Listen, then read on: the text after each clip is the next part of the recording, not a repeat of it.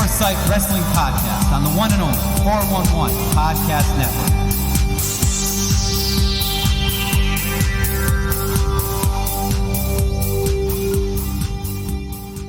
This is Justin Watry, joined by Mr. Steve Madsen. How's it going? Hey, another week, another day, and we're back. So tell me a little bit about your little network problems.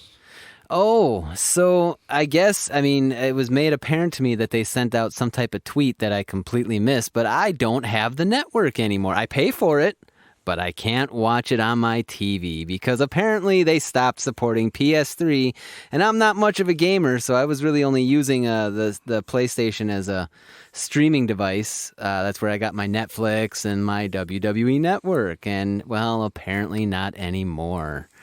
The real question is, have you missed it? Do you miss it? I was, and I'll admit, I was going to actually sit down and watch Super Showdown. I was going to give it another shot. I was going to try and be excited for it. Big battle royal. They're in a major weird country, yada, yada. And so, I kind of missed that. But then, I'm kind of like, well, then screw you. Maybe you don't need my $10 a month. So did you just call Saudi Arabia weird? Any country that I haven't been to, which is every country, is weird because they do things differently. They don't. We won't get into that. Yeah, and actually, I have not left the country, so I guess that applies. I haven't even been to Canada, dude. I have not been to Canada either. I am so under-traveled. Hey, SummerSlam weekend, I think, is in Toronto. Ooh. I'm going to Cali in September. Shout out to Chris and Sonia getting married. Woo woo. Yeah, best friend of like 20 odd years. For a wedding you're going? Yeah, going for a wedding. Oh my gosh. Oh yeah. I got the flight, I got the hotel. Going to take the kiddo to the Harry Potter World thing in Universal. I know my girl would love that. I am super jealous of going to California. I'm not a Harry Potter fan, but I'm sure all that stuff's amazing. But I think we can start it out with Super Showdown. I think I know why you laughed. No. I've been told I get it. I look like Harry Potter. There was a moment where you did, back in the day. Back in the day when I had hair? Yeah. I've been told that, but then everyone else kind of says no. But I know what you're talking about. I'm old sorry. Work story. Sorry to bring up some old wounds. No, I just never saw it. Yeah. So even then, I just never got it. But anyways, yes, apparently I look like Harry Potter. So let's start with this Usos over the Revival. Hey, nice. Now, this was in the Showdown we're talking? Because I would have loved to watch it, but couldn't. Yeah. So there was no title or anything. It's just a grudge match. Yeah. Okay. Neither were champions either way, but either way. I haven't been keeping track because they make it kind of difficult. Yeah, Revival won the titles a few nights later, and SmackDown is still Bryan and Rowan. Of course, Bryan did not make the trip. Right. Yeah. So this made kind of no sense in hindsight, especially what happened with Revival. Like, they lose on the kickoff show, and then a few days later they win the titles. Yeah. So. Yeah. I'm sure it was a great match, and they probably had, I can just the talent in the ring should surpass the gimmick or whatever's going on. But there's no point in the story. It was just like here you go. Kind of like the WrestleManias of yore when it was just like, you and you, go. Yeah, this it says it went 7 minutes. I have not actually watched the kickoff show yet. 7 minutes? So I don't know how this went. I'm sure they yapped for a while and then kind of threw these guys out there for a quote-unquote match. But whatever, it didn't really make much sense. We actually started the show with Seth Rollins defending the title against Baron Corbin. Really? That kicked off. Wow. Universal Championship. I suppose he started WrestleMania, so... Yeah, might as well kick off Saudi Arabia's version. Yeah, and I don't think, him and Kofi and, they weren't going to main event, especially with Undertaker Goldberg. So I have no problem starting it big and then, putting one in the middle, kind of spread it out. So anyways, the moral of this story is... Now, if I read correctly, there was a weird ending, right? Yeah, that's what I was getting to here. The moral of the story here is... Corbin, for whatever reason, I think it was John Cone. I want to say. Shout out to John Cone. He held my phone when I got a picture with the Big Show. Yeah, he's one of the cool guys. So, for whatever reason, Corbin just kind of kept yelling at him and pushing him around and stuff. It made no sense. He'd do a move and then literally look and point his finger at him and be like, "What are you doing?" It's like, well, he's being a referee, Right. So And then anyways, at the end, of course, he shoves him and stuff. And then the big moment, the ref pushes him back and is like pointing at his chest that he's the ref and stuff. Right. And then, of course, Rollins rolls him up. And okay. And that sets up stomping ground where now Corbin gets a rematch and he gets to pick the referee. Right. So the match really wasn't nothing. It was all about Brock Lesnar coming out afterwards to cash in. And he never actually, the bell never rang, correct? He came out, and as he was going to, Heyman stumbled and tripped, and then the briefcase went flying. God. And then he got bug-eyed and kind of looked over and got all stunned. And then Brock Lesnar stopped and looked at him, and then Rollins low-blowed, and so that small little fumble from Heyman, cost everything. So then they kind of went back, and of course the announcers defended it by saying, well, he was going to cash in, he promised, and he was going to, so... the So are they teasing like a Heyman-Lesnar rift or what? I don't think anything because, Heyman was on Raw and stuff, but it was just the usual yapping. And I'm guessing Lesnar's kind of gone for a few months. So I actually didn't have a problem with it. Really? Lesnar? Yeah, right. I actually didn't have a problem with this. Corbin was kind of just a heel there to be it. Right. But they had to do something because there's another pay-per-view in 2 weeks. So they made the little thing with the referee to kind of drag it on. Corbin gets quote-unquote protected a little bit, even though really not. And Rollins, of course, retains, which he should. I think he'll be champ for a while. And, whether you like it or not, it also keeps the mystery of Brock Lesnar alive. He has the briefcase still. So win, win, win, win. Yeah, well. Just like the commercial. Win, win, win, win. So I had no problem with it. So moving on, Finn Balor over Andrade. Yep. Keep the Intercontinental Championship, of course, as the Demon. And no Zelina, which... But yeah, that was a big thing. Which, of course, you could kind of predict how that was going to go. And Finn Balor retains. Right call. Good call. Absolutely. I think he needs to hold on to it for a while. We need to put a little more legacy in the Intercontinental title. Yeah, and I believe, I could be wrong on this, but Balor, again, wasn't even on SmackDown. He's been kind of missing a few too many of those for my liking, that he's not even on the show sometimes. But I read, though, that there was a dark match. Him and Shinsuke Nakamura did a dark match last night. Yeah, there was a lot of people that were there but didn't do anything. Yeah, there's just way too many people that, kind of are there. Maybe that's the issue, is we have so bloated of a roster. Well, the wild card, we got those Raw guys that have to come over each week. As Kevin, now, like I said, I tried to watch. As Kevin Owens said, wild card, whatever that means. Yeah, and speaking of, they've already announced the quote-unquote wild card for this Monday's Raw. It's not so wild, is it? It's going to be none other than Daniel Bryan. Oh, he's back. Oh, yeah, that's right. Didn't he have a concussion, or they were worried about? Undisclosed injury. Sorry, I didn't mean to use the word. Yeah, upper head injury or something. Upper torso. Somewhere from the heart up. Yeah, him and Rowan look to be in a feud with Heavy Machinery, which actually I think could be a lot of fun. That sounds like fun. So the promos, I'm sure, will be good. But either Ducky. way, Ducky. So up next, hey, pretty lady. That guy is awesome. Oh, this is awesome. Oh, man. Up next, we had Shane McMahon, believe it or not, in 9 minutes, beat Roman Reigns. Like clean, square? No. Of course not. No. Drew McIntyre came in and, when the referee was down. Of course he So, did. it was a cheap win, and of course Shane ran around in circles like he was the king. Yeah. Best in the world. Didn't they drink out of the cup or something?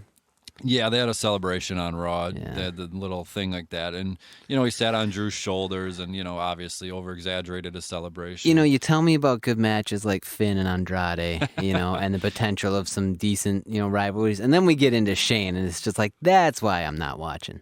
Yep, another pay-per-view, another win for Shane. Yeah. Not only is he beating The Miz, now he's beating Roman Reigns.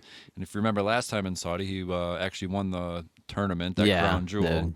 Best in the world. Best in the world. But anyways. Just to throw it in CM Punk a little more. Oh, boy. Ah. The worst part. AEW. The worst part of this match wasn't the cheap win, because I think we kind of had figured, hey, if this thing's going to drag on for a while, Shane's going to get more cheap victories to proclaim him the best in the world. So fine, whatever. My problem with this match wasn't the 9 minutes. It was that if you went back and watched it, he literally held them toe-to-toe and did rest holds and beat them down. And it was like Shane was kept even with Roman throughout the match. And it was just like, no. Shane's 49, I think, going on 50. Right. He's not trained. And Roman should have, throwing him around the ring for 10 minutes, and then Drew comes in. Right, and exactly. But, no, they had him go toe to toe. So Again, like, why? What purpose does it serve? Is there any compelling storytelling? well, I wrote know? a column about this Monday. It's going to be posted tonight, I believe. So you can check that out on 411mania.com. It's a nice little cheap plug, especially from me. So I kind of go into it more, but let's just say Kofi Kingston may need to watch his back soon from Shane McMahon. So anyways, we'll get to that in a few months. If Kofi drops the title to Shane, that's it. Done.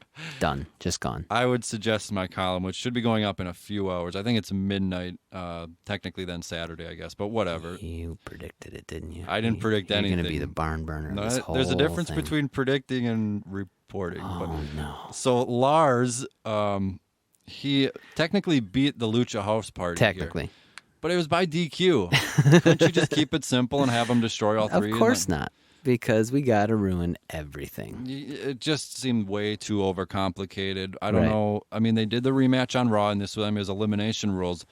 And that, I would say, check out YouTube. Lars did some serious power moves. I actually think I did watch this on YouTube. He threw him around pretty good, and that's what we need to see. That's what he should have done.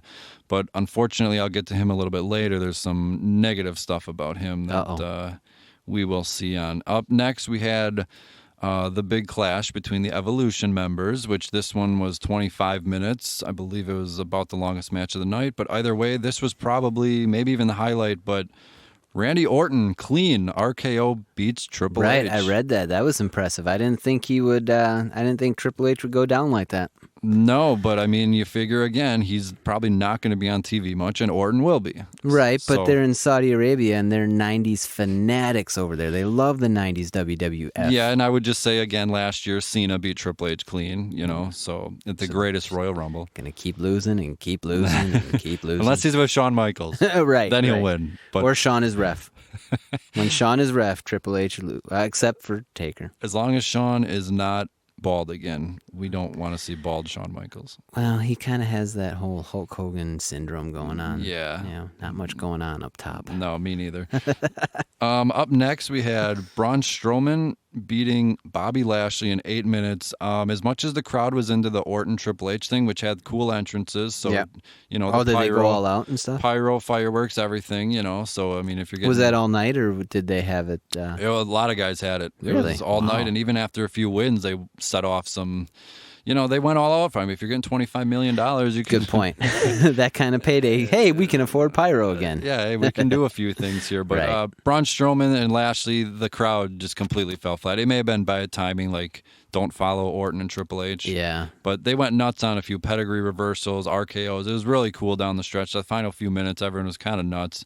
And then you come up with Strowman and Right. Lashley kind of lumbering around, and Strowman won. Running into each other. Yeah, it was 8 minutes. I don't know if this feud's going to continue. I don't know where either guy goes, but I wrote this in my review column last Friday night after the show. But, I just kind of think both could probably be doing something else Right. than these little arm wrestling Yeah. nothing feuds that don't do anything. It's like the old feats of strength when Mark Henry would pull a truck and Ryback would do some bench presses. Yeah, it's like, can we do something? Right. Is it going to lead anywhere? And then it really doesn't. But anyways, so yeah, Strowman won. Fine. I guess he won the green belt last year at the Greatest Royal Rumble. Oh, yeah, that's right. I keep forgetting that there was an actual belt associated with that. Yeah. Speaking of belt, Kofi Kingston Woo! defeated Dolph Ziggler in 10 minutes to retain his WWE 10 championship. minutes? Yeah. Boy, what is with all these short? Are they trying to cut the time of their pay-per-views now? Or No, what? this thing was like 4 hours, I think. Here's my issue.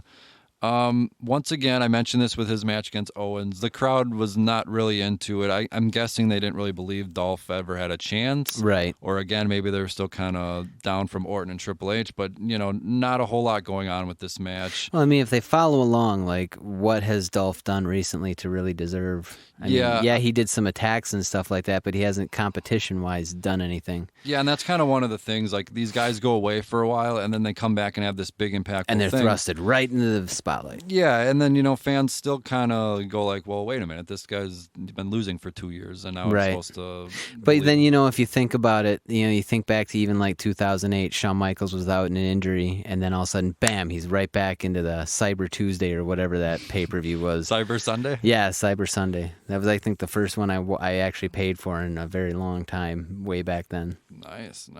So Kofi won. Dolph had attacked Xavier. Xavier shot back later in the match, and then Right. Kofi hit him with a kick.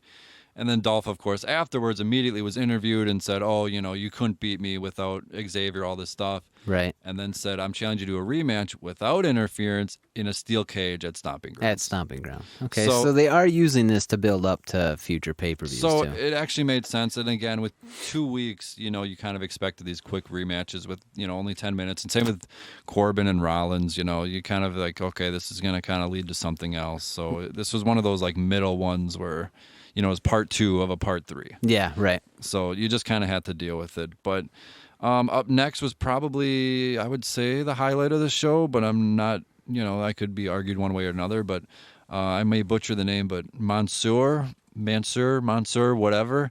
Either way, from Saudi Arabia, from NXT, the young upstart that I'm guessing 99% of the audience has never even seen before, won the biggest battle royal in company history. In company history. Now, why was it the biggest? I guess because there was 51 men. 51. Weren't they advertised 50? What's going on here? I don't know. Maybe Mansoor snuck in or something. Ah, I see. I don't know. But either way, this Not was fair just to Flair. no. He should have been in there. But this was Oh. super cool. The battle royal was your typical. I mean, there's 50 guys in there. Right. Like, you're not going to do anything. A few guys had a few little spots that you Right. could see that were But no set up. Kofi, so you didn't have that glamour spot of how's he going to avoid elimination. Yeah, I thought it was cool that Elias, only a few guys got entrances. Yeah. They're already standing out there. I thought that was cool. They did the Titus O'Neil sliding thing. He ran down and kind of stopped at the ring. Right. So they did a little shout out there. Elias was came funny. down. That was funny. I loved it. Titus World Slide. Elias came down and ripped the crowd and ripped the fans and everybody. So right away it was like, oh, well, he's going to be in the final 2 against, a face or Right, whoever. He was playing perfect bad guy. It was awesome. And obviously they booed and stuff. So it was setting something up. And then who does it come down to? Hometown hero, Saudi Arabia, and the guy that, had just ripped the crowd, Elias. Right. And very, very awesome. I don't want to use the word emotional. That might be overboard. But when he won, whole crowd went nuts. Again, Really? this would Wow. be your highlight to watch. I'm talking one of the loudest ovations. Really? Huh. I'm not even over-exaggerating that I part. mean, I suppose hometown hero.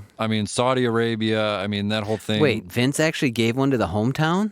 No. Yeah, and Was it his birthday too? I don't know if this was Vince's call. I don't know. Right? The king is like, you gonna do this. Yeah, I don't know how much Vince is actually controlling this show. But anyways, very cool moment. There were kids crying they showed in replays. Aw. Adults were screaming and hugging and jumping all over each other. Mansoor then jumped into the crowd and hugged everyone and just piled on them. Wow. Super cool. And then he got a post-match interview in the ring and just did the whole thing, people out here believe in me and, Right. it doesn't matter where you're from or all this stuff.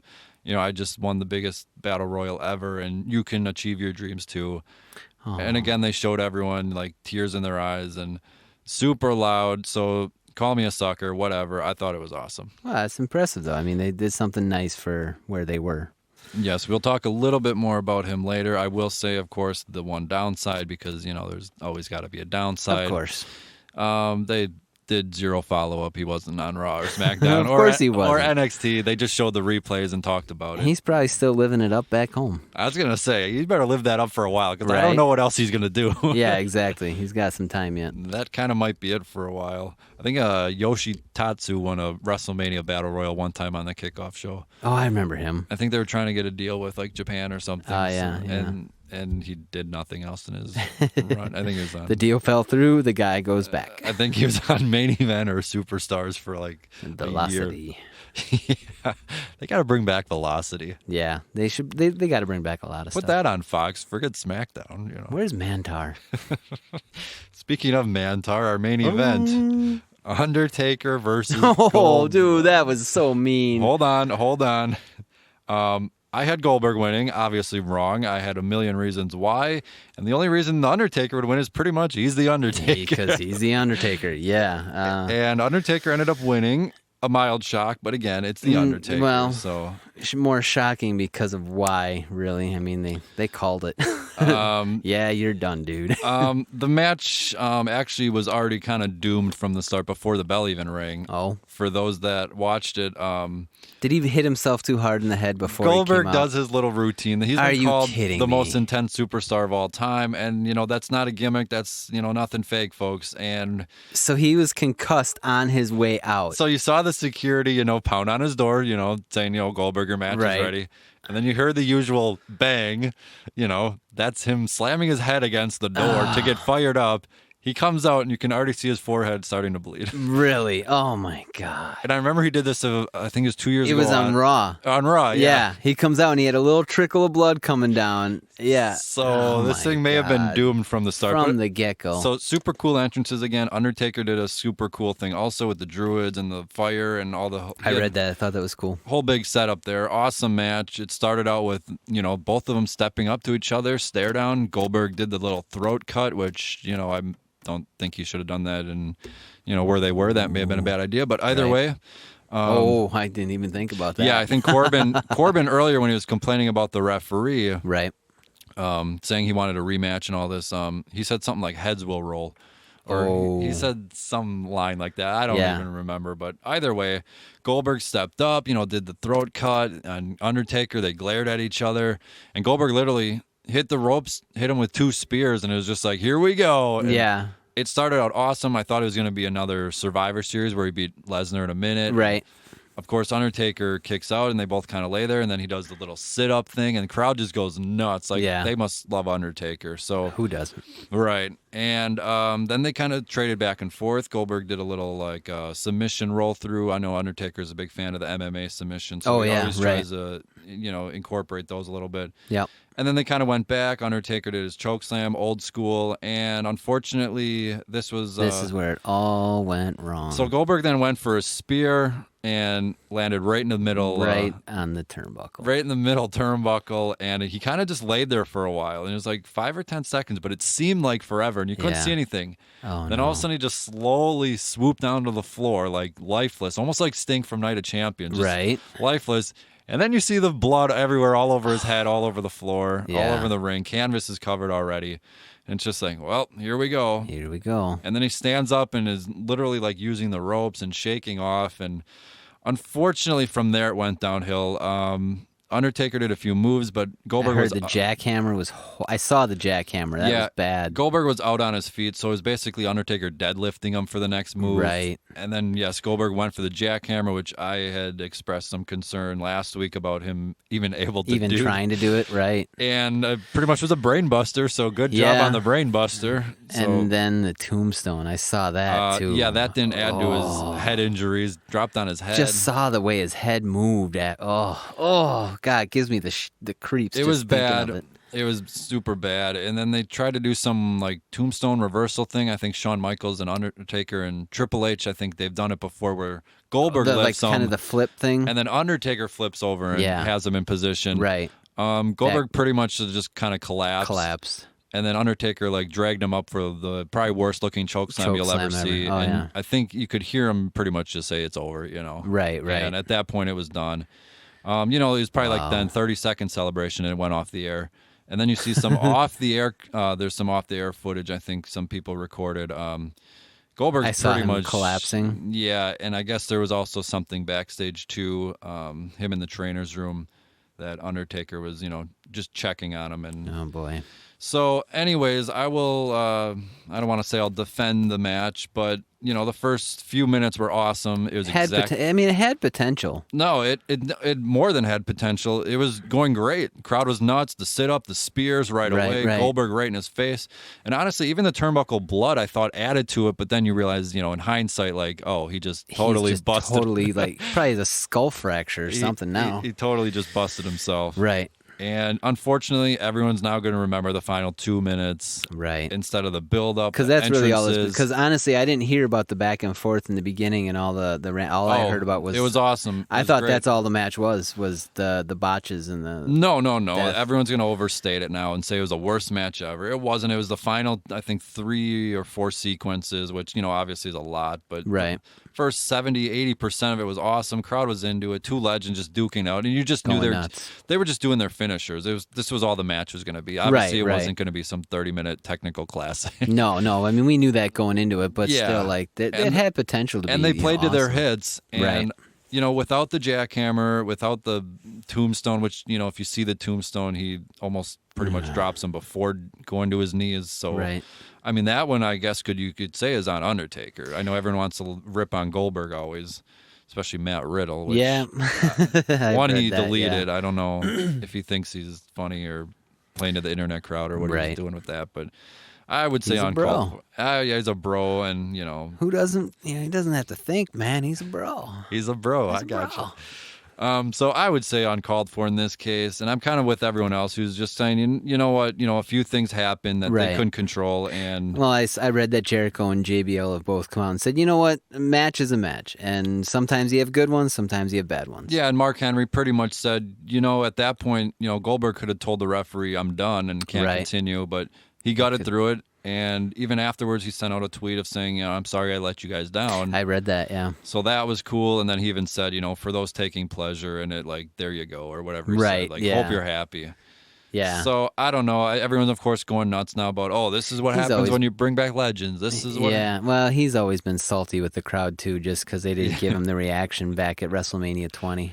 Yeah, but I would say he redeemed himself on his comeback. I think he definitely redeemed himself with his Universal title run. I thought he did real well. We were there for the win, and yeah. the crowd wasn't booing; they were clearly cheering. No, I So, was cheering. You were cheering. it was we were great, there, man. Poor Kevin Owens and his Poor 5-second Kevin Owens. loss. Right. But- that was Jericho's fault, though. That was Jericho, who his name came on the screen before the match even happened. Yep. Which you saw. I didn't catch. You're I like, saw oh. it, and I went, "Uh-oh." Yeah. And I was like, what did I miss, huh? I'm like, "I'll tell you later." Didn't want to spoil that Then for you. break the walls down. Very cool feud, actually. Yeah, and then Jericho even said, like, when him and Owens went on second at Mania, he kind of knew, like, his time was probably up with Right. the company. Yeah. Which, it wasn't going to obviously main event. It was a U.S. title. But, Yeah, but I mean, still. it deserved more than second. I agree. And I was at that, pay-per-view. For Yeah, you were there. I was there for it. But either way, I don't know. I'm guessing Goldberg will come back at some point in a year or two and have another match. I don't think he'd want to end it on that. Undertaker, same thing. I'm sure. Or he'll be he back. could just say, I don't care and walk away completely. He's done that before. No, I mean, he obviously got a payday. His family Right. flying with him was part of the deal. So, They got to see a foreign country and get that experience. do a little traveling with them. Stamp in the passport. And, as much as I think the fans will probably rip on this match more, I think, like, those in the business and, like, I'm going to say they kind of just will probably give this a pass. Yeah, I mean, 2 legends, Hey, next time, let's try not killing each other. Yeah, and I remember when Rollins, I think he busted Cena's nose. Yep. Oh, man. And then I remember that. Well, knee. he got blamed, even though Sting said it wasn't his fault. Everyone blamed Rollins. Right, then for the buckle bomb. Yeah, and then I think there was someone else. Oh, it was Finn Balor, I think, at SummerSlam then. Where, Right, the shoulder. Yeah, he did that in the Buckle bomb. on the outside. Outside, yeah. And then, but you can also see, and Balor later said that Balor is the one who put his arm out and shouldn't have done that. Right, yep. But everyone was saying, Rollins And is reckless. And I think Sting had that that was a nagging injury that they just didn't know the severity until he aggravated it. Yeah, and everyone of course attacked Rollins, and too many coincidences. How that's got to be on him, and it's like, no, the dude's one of No. the best he's one of the best in the world. And like everybody says, it's not ballet. Like the knee, even the knee thing. Yeah, that might have been class. Like out of all those 3 incidences, the one that maybe he's got some blame on is the knee. But then again, Cena also has the same blame because he put his head down too far. Well, the thing is, and I'd also say that, for all we know, Cena probably told him, hey, lay it in on me. We're Right. going to feud for SummerSlam. And then he just didn't expect it to be that. Because I remember his nose went to one side. Yeah, it looked pretty oh, nasty. Man. But for all, lay it in on me. I'm sure Right. Cena didn't care. And No, same with when Cena's a trooper. Nakamura dropped him on his head backstage. Cena immediately went to everyone and said, no, don't hold this against them at all. Yep, and he even like apologized in the ring, and Cena's like, "Don't." Or I remember reading their lips after the match, and he was like, "I'm sorry about that suplex," and Cena was like, "Don't you be sorry. Look around." Yeah, he's like, "This is all for you." And I think it was the week after even Randy Orton lost to Nakamura clean, which was kind of sending the message that everyone's going to kind of move on and not hold it against Nakamura. And then he lost to Jinder Mahal in a few matches, and Jinder kept the title, and we won't discuss that anymore. Speaking of wasted talent. I was going to say, speaking of Jinder Mahal, I was kind of hoping, the 24/7 title would do something more than change hands on an airplane and run around, and then of course it always maybe seems they were a little nervous to have somebody running around Saudi Arabia trying to kill each other. Yeah, maybe not a good idea. It seems to always end up back on R-Truth though for TV time. I mean, if they got to put it on somebody. It's like whatever happens on the weekend happens, and then come Monday and Tuesday for the shows, hey, R-Truth's champ again. Right. But I got to keep saying those YouTube views are racking up. And he, R-Truth is charming as hell, though. I mean, he's got a personality. Yes, he does. So it's like, if you want to put somebody in a spotlight that's going to be like, hey, what's this guy doing? R-Truth is that guy to do it. And Vince loves him, so you got the backing right there. So what, I know you didn't see it, but any kind of takeaways from Super Showdown? Are we kind of done with the Saudi Arabia controversy for another 6 months until everyone brings it up again? Yeah, more or less. I mean, everyone's going to have their say and whatnot, and some reasons are justified, some aren't. But the bottom line, as I've said before, WWE is a business, and the whole point of a business is to make money. If they were in the politics or if they were in country building or whatever, it might be a little bit different. But they're in the business to make money. So unfortunately, there's some controversy, but you know what? There's paychecks to be had. There are paychecks to be had, especially for the legends. And I've said this before. I know you don't necessarily agree, but the next show, of course, there'll probably be some legend special attraction. Right. I'm not closing the door on finally getting Undertaker Sting, but do you have any maybe legend matches that you just think, there's no way that's going to happen? Oh, tons, dude. But some of them are dead. Bret Hart, Eddie Guerrero comes to mind. All right, well, who's alive that you think, what, maybe there's a chance, maybe a Triple H Sting rematch? They never really got to that. Maybe Sting wins this time. Yeah, I think that was the Monday Night Wars personified. I think that remains to be. Leave that where it's at. That was awesome. That whole match, the whole stigma and everything coming around, everything that played into it. That was a great match to basically personify the Monday Night Wars. I thought it was a great match. I know everyone wants to talk about the ending and Sting should have won and all that. But why? I mean, think about it. Who won the Monday Night Wars? But it's like if you're, old school says if you're leaving, you lose your last match. And exactly. Same with probably, Goldberg was thinking the same. If Undertaker's going to continue and Goldberg maybe not returning, you lose. Right.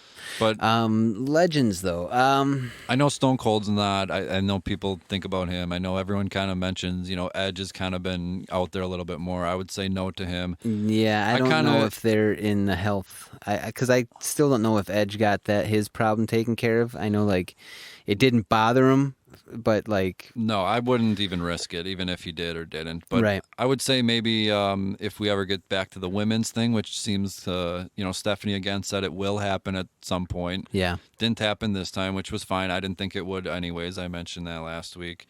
I would maybe set it for if they can do it next time, that would be awesome. I would hold out maybe Big Show is a name that I'm sure the really? Saudi crowd probably loves to see the Giant, facing Big Show, Braun Strowman.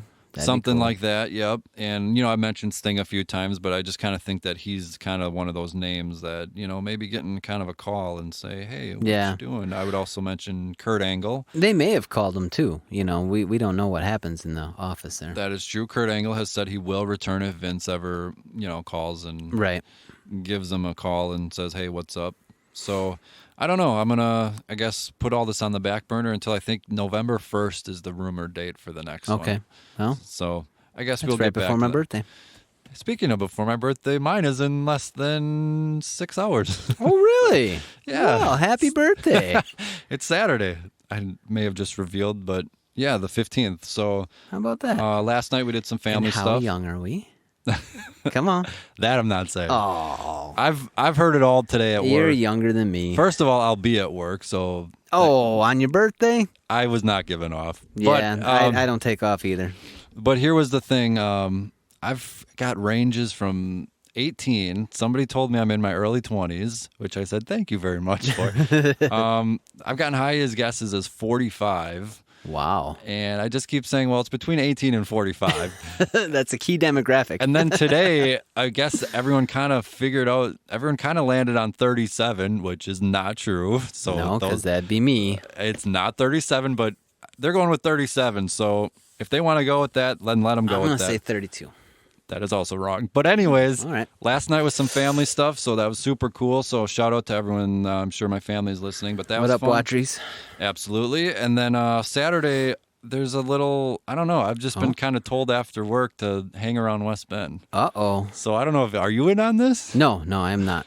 Everyone says they're not, yet, clearly. Nobody has contacted me. That's honest truth right there. I mean, I don't know if Holly's invited. Swear on that guitar. Holly, that's a nice guitar. I don't know if Holly's invited. I don't know. I know my brother's going to Vegas for WSOP World Series of Poker. Go Noah. Do it. If you're looking on ESPN and see the tournaments for the $100 million or whatever they play for, my sister's going back to South Carolina. But I'm not sure what everyone else is doing, but they all say they're doing this stuff. Like I'm sure Noah's doing his thing. Oh no, he's been reading. Yeah, I've been reading about that. And my sister gave me her gift last night, so I know she's going back to South Carolina. So, yeah. But I'm just saying, I have no idea what's going on. I've just been kind of told to hang around town a little bit, and I just realized I revealed what town we were in. Yeah, well. Well, anyways. It's a good town. Come visit. It is a good town. I like it. So I've just been told, I think I'm invited. I mean. Like I said, I don't know. I think I'm supposed to be there. It's for my birthday, I guess. But other than that, I don't know what's going on. But either way, yes, it is, I guess, a birthday shout out there. So whoop, whoop. Up next, I think we're going to kind of do a little birthday song. We're going to do a little cheap plugs first and then kind of go into a new little segment that I kind of have been wanting to tinker with for a while. But either way, you are listening to the 411 Foresight Wrestling Podcast. You already know that. This is on the 411 Podcasting Network. Again, you already know that. You can listen to us on Google Play, iTunes, YouTube, Spotify, Stitcher, all those places. Again, you already know all that stuff. It's 2019. If you go to Apple iTunes, we would really appreciate it if you would rate, review it, and give us 5 stars. Just think of RVD, 5 stars. 5 time. And if you care to, I'm sure you don't, but if you want to, you can follow me on Twitter at Justin Watry. Lots of great stuff on there as always. And Steve Madsen, what do you got? Hey, I'm in a musical project called the Resonant Complex. That lovely theme that kicked off the podcast, that was mine. And we are happy to present to you our debut album, North Avenue. Available anywhere music is sold, iTunes, Spotify, anywhere. You just type in The Resonant Complex, and there we are. There we are. All right, here's my little segment I've been wanting to do. I couldn't think of a better name, so basically... All right, let's hit it. 5 stars of the week and then 5 clowns of the week. Doink the Clown is not making an appearance, unfortunately. We love Rest in peace. Yes. So I didn't really know which ways, but basically it just means, 5 people that did good this week and 5 that did bad. Right. Kind of self-explanatory. So which one do you want to start with? Well, who's your star? All right, let's go with the stars. We'll start positive. Yeah. So my number 5, yes, this is a countdown. I'm going to start out with R-Truth. Number 5, star R-Truth. Okay, why is he a star in your book? What did he do? Well, first of all, because he's R-Truth. But secondly, because he's like a 50-time, 24/7 champion? Right? Basically, I don't know. This thing, it's the guilty pleasure. I find this stuff funny. And, if you ever need a different kind of viewpoint, you go to a casual fan. Right. That's my girlfriend, Holly. She enjoys this stuff. So it's just, that stupid, funny stuff that people get laughs on. Yeah. And I mentioned earlier, but look at the YouTube videos. I think I had a screenshot I was going to post on Twitter, but then I lost the picture and didn't care to go back. But, it was the latest R-Truth, drama with the 24/7 title. I think it was at like 2.3 million views. It had just been posted a little while ago. And then all the other videos around it were like, 90,000, 100,000. I think a Brock Lesnar video had like 900,000.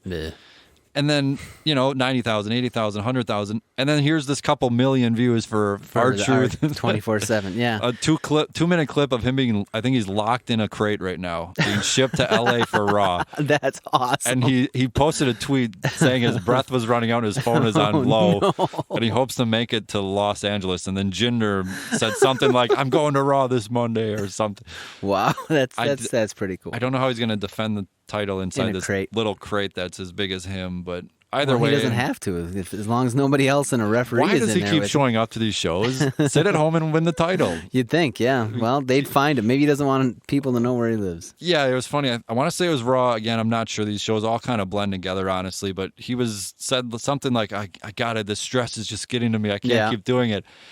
And then he lost it, and then he immediately won it back. And then they showed him, and he was like petting it, and he was like, the European TV title. Right. I just want it back or something like that. So he just can't live without it. They should have some segment where like he hears a beeping and he takes the belt apart and there's like a GPS tracker and there's somebody tracking him like that is a good idea, actually. That's probably Drake Maverick. He keeps ponying the wanted posters and gets excited when he sees them. And then I saw way back. I want to say maybe 2007 or 8. I flipped on TNA just to see what was going on, and there was Ron Killings, and I thought that was like I saw him in the ring, and I'm like that dude. And then it was just a few short months later that I remember, bam, he was on SmackDown or whatnot. Yeah, he had a forgotten run with Road Dogg in WWF as Kid Quick. And I think it was 2000, 2001 or something. Didn't they win? They won tag titles. Did they? I'm pretty sure they did. Oh gosh, I hope it was not. bad. I'm gonna say they did. I got up to that in my my venture from WrestleMania 7 up. I got into the Kid Quick era, and I was like, whoa, R-Truth is young. Yeah, he honestly looks the same to me. He really kind of does. Just like age. I think there's a little bit of bulk. Not necessarily, it's not fat, but like I think he got stockier. I think as later on, he's got to impress Carmella. Of course, who doesn't. So, anyways, number 4. Wait, don't you hate her? No comment. Oh, he's backpedaling. I'm not. By the way, she lost on SmackDown. So, smile on my face. Number 4, I have the new Raw Tag Champs, The Revival. Finally doing something nice. Good. So, I believe it's been like 6 months since they quote-unquote asked for their release, which I'm pretty sure is still true. Right. And I think their contract is in 2020. Yeah, then they've won the titles twice. Two-time. Meanwhile, someone, say Sasha Banks, has not been on TV, but, is apparently still on good terms and filming stuff for them. That's what I heard, for a video game or something. So just kind of weird how, kind of goes back and forth like that. But Revival, they beat, it was the Usos and the Revival versus, Zack Ryder and Kurt Hawkins. Remember them? They won the tag titles 2 months ago at WrestleMania. Who again? Right. And I would have them in my clowns top 5 that we're going to be doing here. But honestly, the title reign kind of went how we expected. Exactly how we expected. And you mentioned the hometown thing. I believe it was 4 straight in New York, New Jersey for Mania that actually were the hometown people that won. Yeah. It was them and then Tony Nese, Carmella. Oh, yeah, that's right. Yep. Either way, Revival back on top. And, people can laugh at it all they want. But the Revival being teamed with a McMahon, it means more TV time. Yeah. So it means more, spotlight for them. Again, if they want to be convinced that, to stick around, be like, here's another pay raise that you may have turned on last time. I'm sorry. Those are the coolest socks I've ever seen. All right. Quick segue here. Quick one.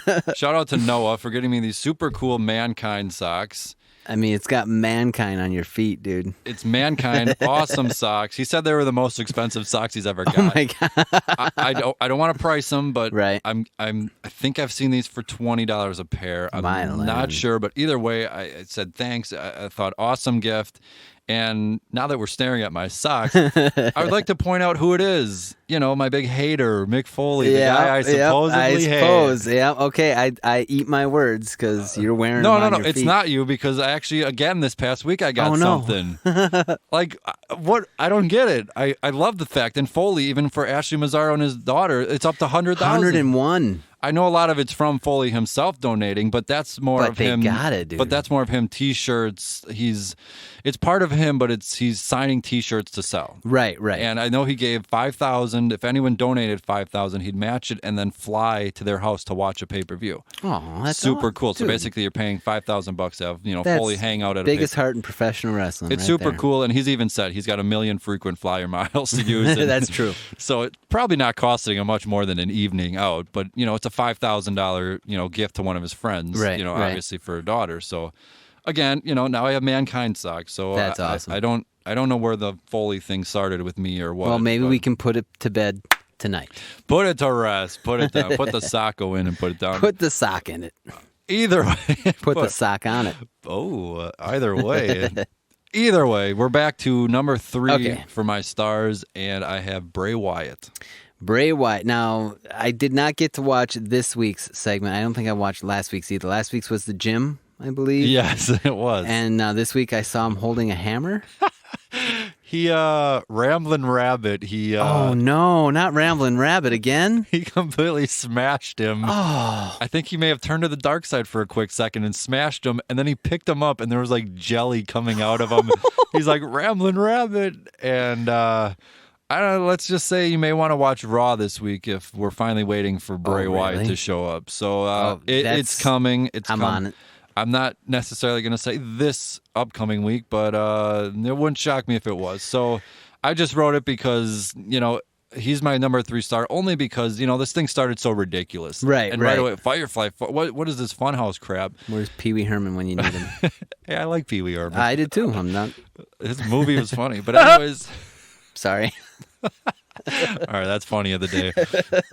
So, it started out hokey and crappy, and then all of a sudden, a few weeks later, all of a sudden it's like, oh, he's got this dark personality. Right. It's coming out of him, and there's Abby, and like basically everything from the past is kind of, I don't know. And the pictures on the wall and all these different things with his art, which is him kind of expressing what's on. And him apologizing to like the Shield and our Randy Orton. Yeah, my only hesitation though is kind of, is it not going to feel the same when he's in the ring? Yeah, that's the big How worry. do you keep Ramblin' Rabbit at ringside? Well, taped up or I mean, why not? Yeah, keep him in a box. It's the whole Kazarni thing where it seems great on paper, and then he's in the ring, and it's then, like, oh, okay. But maybe he'll come to the ring as Fiend. And, yes, I think he eventually, has to do that. But first few weeks, he can come in the ring and kind of do a little quote unquote show for the kids. Right. Then they stare forward and in a trance. But either way, Bray Wyatt, look out for him soon. Number 2, you don't want to like it, but best in the world, Shane McMahon. As a star, really, dude? He had the big celebration on Monday, which some people thought, he'd be interrupted by someone. Nobody interrupted him. He literally just sat out there for 10 minutes and drank the, celebratory in the cup and all that, and him and Drew gloated.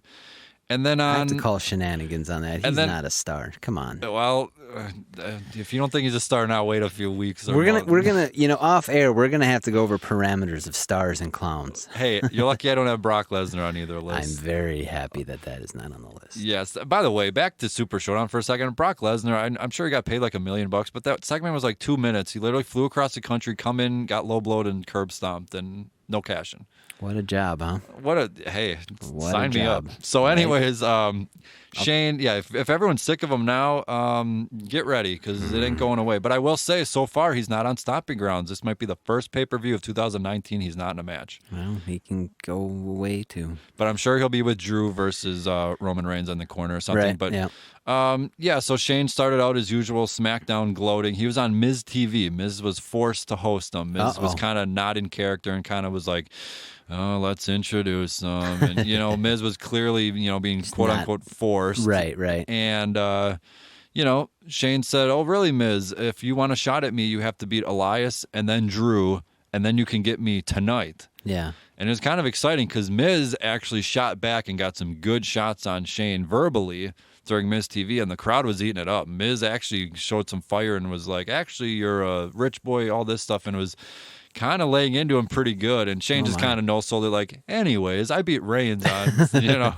But anyways, so Miz beat Elias. Yeah. And then, he got screwed by, outside. And Drew beat him and then left him laying with the Claymore kick. And then Shane goes, you know what? I changed my mind. Ring the bell. No, of course. And Shane quick slapped on his submission hold, which looks horrible.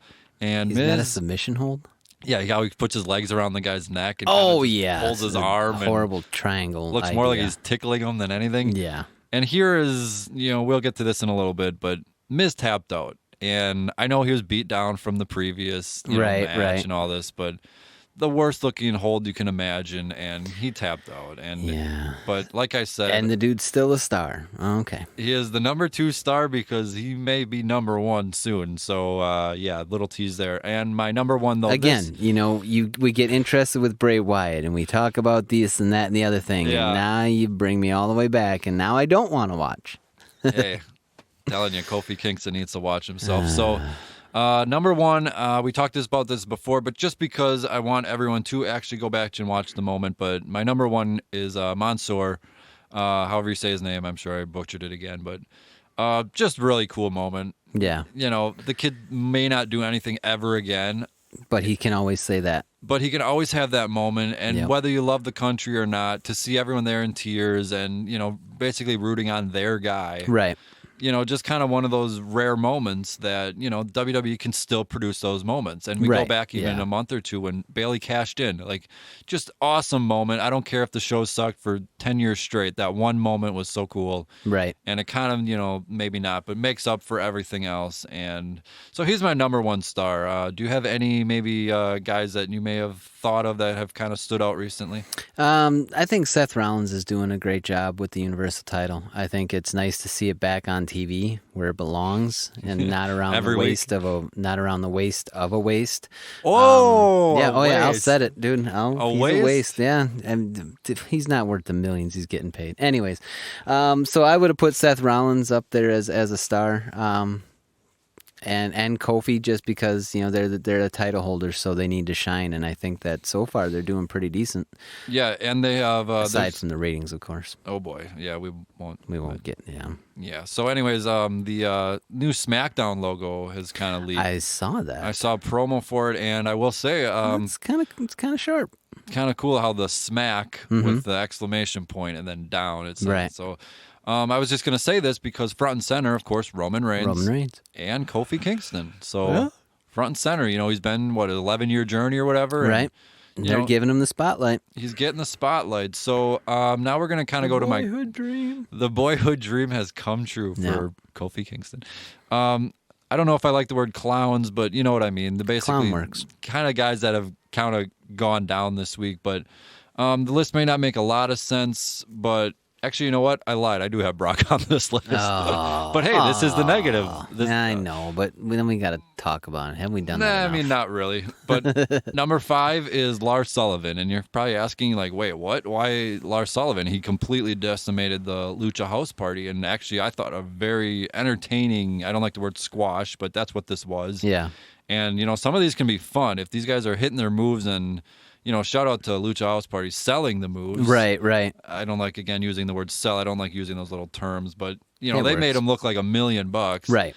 And you're asking, why is he on the negative list? Yeah, why is he on the clown list? Because, unfortunately, there is a report that he is hurt. Oh. And now may miss some time for a while. Like bad and like a legit surgery serious. and stuff. And there's kind of been a little back and forth that maybe it's not as serious as some think. But I'm reminded of last night where Klay Thompson on the Warriors landed on his foot wrong, or his ankle landed wrong. And he was shown kind of, walking it off, and kind of he came back from the locker room because there was a little delay while they kind of, stalled a little bit. Checked it out, yeah. And if you get fouled and you aren't physically able to shoot the free throws, you are ruled out the rest of the game. Okay. So he was about to walk to the locker room, clearly limping, and to go get checked out. And somebody had obviously then told him, hey, if you don't shoot these 2 free throws, you're not allowed to come back in. So quick, shoot the free throws and then go to the locker room. Right. And he quick came back in and nailed them both. Swish, like, what a legend that is. Like, what a shot. Right. And then he goes and you can kind of see him running and, kind of shaking it off and stuff. And, you're like, oh, maybe he can come back in. Like, it's not as serious. And then it's revealed that a few hours later, so late at night, he tore his ACL. And maybe 9 months to a year. Yeah. So he's going to get for next season. He's going to get a fat contract because he's a star, and people will pay him and be like, you know what, if we can sacrifice 9 months to have him for 5 years, you'll sign him to a $100 million deal. But so I'm just saying, so maybe the Lars thing, they're not totally sure. You never know sometimes. Do we know what he injured? I could look it up, but I do not actually remember. But okay. Either way, it sucks for him because now it's finally kind of... He's right up there, ready to get, the monster push, and gets hurt. And, of course, we're reminded of why he was out, for a while in the first place with his anxiety stuff. And then now he's been fined, $100,000 for his past comments. Oh, yeah, that's right. Did they actually fine him, or did they just say they fined him? Well, I'm sure it will. On paper. I just looked it up. It says his knee. And knees are never good. For big guys, Right. So I'm kind of hoping the best for him. Apparently the 100,000 would be slowly taken out of each check. So for the next probably 5 years, he's getting deducted. No, they take a penny. And then he just has to remain under contract. Right, for 100,000 For 100,000 years. Hey, the way those contracts are written, Sasha Banks and all them, they may be 100,000 They may be sticking around. So number 4, I do have Brock Lesnar. I forgot I had written Braun. But again, this is because negative. He flew all the way across the world. Yeah, 20-hour flight. He went over there for probably 2 minutes and honestly probably left right after. Do they eat beef over there? Because I don't know if he couldn't get his steak, that would be pretty ornery. he could have ate on the plane, waited a few hours, and been on the plane. Why doesn't he chase after the 24/7 title? He would have been the monster on that plane. Because then he'd have to be available 24/7. Yes, haha. Yes. Yeah, just if he wasn't going to do anything, why was he advertised? I think Goldberg Undertaker was more than enough. He was advertised because of Saudi Arabia wants to pay millions of dollars to have the idiot show up. Yeah, and then he does show up, though, and then I guess pretty much made to look like an idiot thanks to Paul Heyman fumbling around. So that amuses me. It just didn't make sense. And even you, as not a Brock Lesnar fan, would have to say, there should have been more. Something else should have happened. Is there something worse than not a fan? Can we say, a hater, but I don't... Even worse than that, Detractor? Yeah. I don't know. We got to find a word. Is there got to make something Google up. Hater? I don't know. But somebody's sending him that for me. Somebody do it. My number 3, I don't know how many weeks it's been, but it's somebody that's not even been on TV. Can you guess who? Brian Daniel? No, he was on this week with Heavy Machinery. Oh, he was. Okay. Yeah. It's a certain person. You may remember her. She main evented a pay-per-view in December. She made Becky Lynch tap out in the beginning of the year. Is it she Japanese by chance? I believe it says Asuka. Asuka. Oh boy. This Asuka Usuku. She's doing nothing once again. And Kairi Sane. The Sky Pirates really didn't well, it's not Sky Pirates. Or whatever. Kabuki Warriors.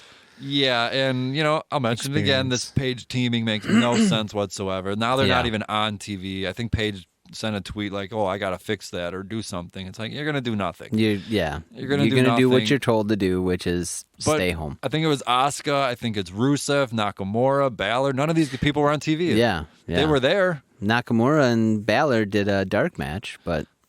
yeah, well, when you only have 2 hours, these are the people that kind of need to be on. And I think it was the first 30 minutes were dedicated to the Shane McMahon show. He was out there for the first that's 1/4 of the show gone. There's something in the script writing that's just was Vince appalling. Not at SmackDown either? Right. No, I think they weren't at any TV. Oh, man. I think setting up XFL, right. I guess Vince felt he had some corporate things he had to do back in Connecticut. Triple H had some NXT tapings he wanted to be there for. That's true. Because that's all leading up to SummerSlam. Toronto. Stephanie usually isn't there, but then if Vince isn't there, Kevin Dunn isn't there, and these are higher ups, the ones that are all in charge. I'm just picturing Dunn being there without Vince, and everyone just picking on him. Everyone's just ripping on him. So he's I'm not even. Yeah, him telling people to do something, then just going, nah. Apparently, from what I read, because I did catch up on the dirt sheets last night just before I went to bed, and I guess Ed Koskey was running around Raw and I don't know who that is, but he must be he's a head writer. Okay, head writer's running around. Yeah, I could see that, but either way, Asuka needs to get back on TV. This tag team was never really necessarily a good idea. Yeah. But either way, I don't know. She's not necessarily a clown, so don't take it that way. She just needs to be doing something. But my number 2, you could argue, is a clown. And no, not Sami Zayn, because I kind of have him pegged as kind of the pest heel anyways. But Kevin Owens, remember when he returned a few months ago? Yeah. Remember that big thing and was supposedly going to get the match with Daniel Bryan at Mania? Right. Until Kofi kind of came in and Ali. Came out of nowhere. Ali's another guy that's kind of hanging around again. These guys need to be doing something. And so Kevin Owens shows up on Raw. Kevin Owens is doing absolutely nothing again. So he's taking a lot of defeats and, not a whole lot going on. So he's getting the clown treatment right now. So I hope he bounces back. The stuff with the New Day when he turned, I thought that was awesome. Yeah, but of course, it was leading to a quick defeat. Right, and now what is he doing? Now he's doing nothing except losing to the New Day and hanging around. Seth Rollins and hanging around Sami Zayn again. And as much as we love those two together, it's been, 4 years now in the main roster, 3 years. So they kind of do at some point need to, go their own way. And whether they win or lose, at least they can say they're on their own. Right, yeah. So I'm kind of done with that teaming. And I will say my number one... I have a drum roll somewhere on here. My number one, I teased it earlier, and it is poor Miz. Oh. I said when he was moved to Raw, this was going to end badly. Yeah, right. You did. You called it. This was not going to go well, and it's not gone well. And he was the wild card on SmackDown this week and hosted Miz TV. We just talked about it, and somehow it ended up with him getting some good shots in on Shane and, some verbal shots. But once he got in the ring, it was another defeat. And you could add in a second defeat because then Shane kind of came in, and Miz kind of quick got some rally shots on him and some body punches, and the crowd erupted. Like, finally, Shane is getting it again from the Miz. Right. And nope, Shane locks on the hold, and Miz has to. And that's it. And I tweeted this out, but, Miz had to go in the back and be handed an immediate raise to have to tap out to that. You hope so. You better hope there was an envelope passed along, Under the table. Hey, right. Something's in your gym bag when you get to the locker. Oh. Because hopefully Randy Orton didn't put it there. No, I hope not. So by the way, I think a lot of people have denied that it was actually Orton that did it. He's just the one who got the bad rap for it. Who can say? And he doesn't care. He gives no flying whatever. So he's just kind of, he was going to run with it and be like, right. You want to think that's me? Sure. I'm a big jerk, apparently. So either way, again, Miz, he keeps saying he's going to get back to Shane, and they're going to have this blow-off feud finally end at some point. But here's Shane tapping him out. This is just getting ridiculous. It now. may be one of the worst-looking submissions. If you go to YouTube, it's not even a triangle. It's him, laying down and just Miz's, arm is out. And then he taps out. And even you can see Shane, he did kind of the... I don't want to tap, but I'm going to quick tap. And I don't think the ref even called the bell at first. Right. And then there's a 5-second, and then Shane kind of moved his arm again. And then that time the ref was like, I guess that's your tap. I guess that's the tap. Oh, boy. Not good. So he's getting my clown of the week. And I say this as, a big fan. We all want Miz to kind of get back. I think he's more than deserved it at this point. Right. And if it ain't going to happen on Raw, which I don't think it will, I never thought it would, then something with Shane, on SmackDown, kind of get past it all. Let him beat Shane for crying out loud. And what is Shane still doing here? Really, he came back as a substitute, and he just has... Oh. You'll see why he's here soon enough. You'll see where this is headed, but we will touch on that at different times. So I don't have any more topic except one more thing. I was going to give a shout out to AJ Kirsch. If you do not know the name, he was on SmackDown and made a cameo appearance because the shows are taping in California, and that's where he's from. Okay. But he's been interviewed by Larry King before. He has actually been on Tough Enough in 2011, the good version with Booker T, Bill DeMott. I know he's a controversial name, but Bill DeMott, Stone Cold Trish. That season I thought was really fun and entertaining. Yeah. He was a contestant on that. I have interviewed him a few times, and, he's been somebody who has given me some quotes and helped me out with a few columns. Okay. So not to, reveal him there, but he said it was cool. So I'm in the clear. I can mention his name. AJ Kirsch was on SmackDown this week. He's also been on Up, Up, Down, Down. He's buddies with them. So what did he do? Well, he was part of the Heavy Machinery and Daniel Bryan and Rowan segment. Okay. But either way, he's not signed. So if anyone's reporting that, he is not. But I keep saying it and I keep mentioning to him. But, I think he is someone that does deserve it. And, he shows up when the shows are in California, obviously. Yeah. So just a shout out to him real quick that he was on SmackDown, and it was awesome just to see him. And right away, I think I tweeted out dude, because, obviously he wasn't going to reveal it beforehand, right. Not going to break anything like that. So, but just super cool that I had just talked to him. I think it was a few weeks earlier, and all of a sudden there he is on SmackDown. There he is on TV. That's so cool. That is how we're going to end it. I think a cool little thing. I think I got to get out of here, get some sleep, and then whatever my birthday crap is. That I have no idea what it is. I don't even think I'm invited, but, it's my birthday, so I guess I have to go there. Happy born day, brother. Happy born day. So I'm going to throw in my quick plugs here, but you are listening to the 411 Foresight Wrestling Podcast. Of course, this is the 411 Podcasting Network. Google, iTunes, YouTube, Spotify, Stitcher, all that good stuff. You already know about it. I'm losing my breath here, but rate, review, subscribe, all that stuff. Give us 5 stars. And Mr. Steve Madsen, the Resonant Complex. The Resonant Complex debut album, North Avenue, with such hits as I Fall, Something for Pain, and the title track, North Avenue. Available wherever music is sold. iTunes, Spotify, YouTube, Google Play. You just search The Resonant Complex, and you can find it. North Avenue, out now. You can do all that. You can find it. You can search it. But in 5 seconds, you can listen to it.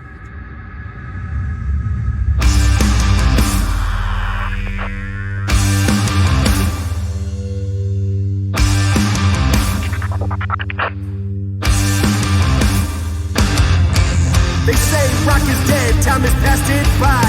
Then why does standing in this booth got me so alive? Use my voice as a guide, and maybe you'll see. Or maybe let the drums, bass, and guitar lead.